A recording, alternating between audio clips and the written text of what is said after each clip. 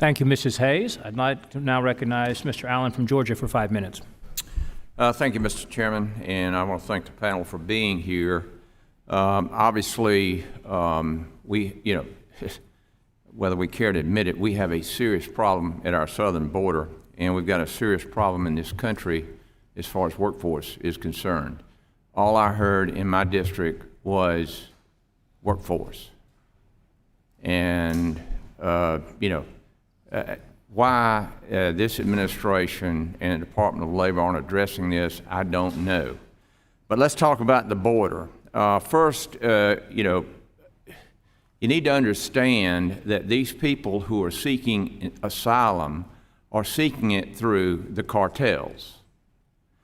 And the cartels are requiring these people to be indentured servants, meaning that if they come to this country and they find work, they're not paying taxes, they're sending the money right back to the very cartels and enriching them.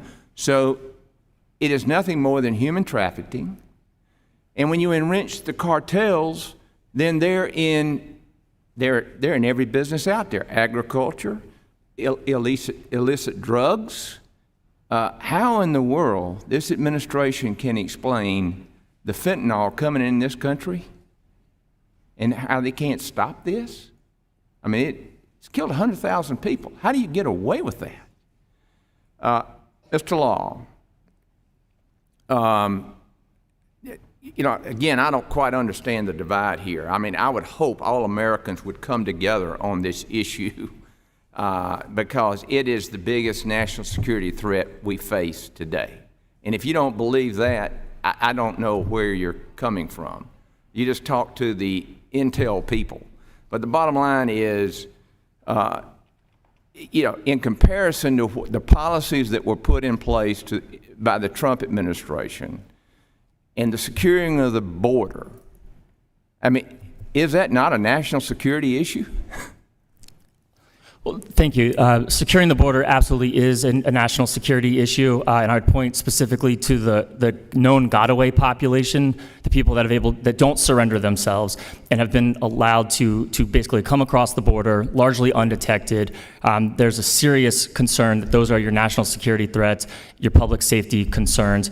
If I could just briefly correct the mischaracterization of my prior testimony, I did not say that all asylum seekers get on welfare. What I said is that those who are being unlawfully paroled into this country are considered to be qualified aliens after 1 year, which makes them eligible for welfare. That's a distinction that was mischaracterized. Exactly. And as far as as far as their work permit process, can Mr. Commander, could you explain how that works? Is like, how do they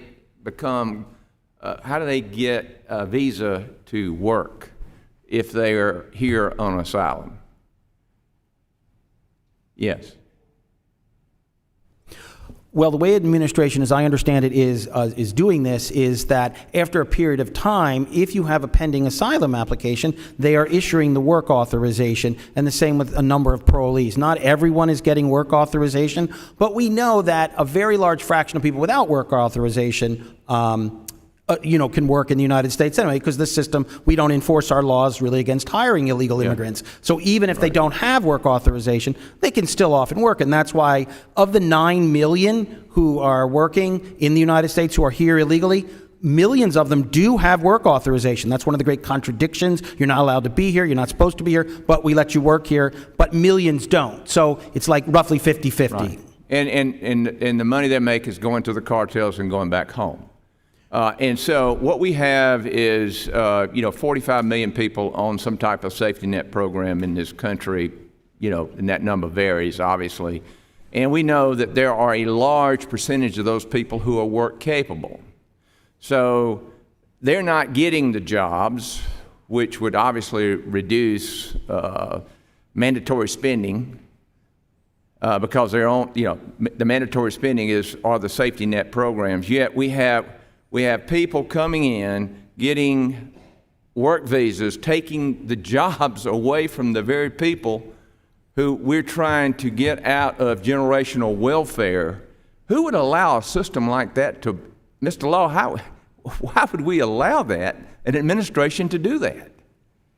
I mean, it is a baffling question where you think that the administration's number one goal should be the benefit of the American worker, the American people. Exactly. Thank you, and I yield back.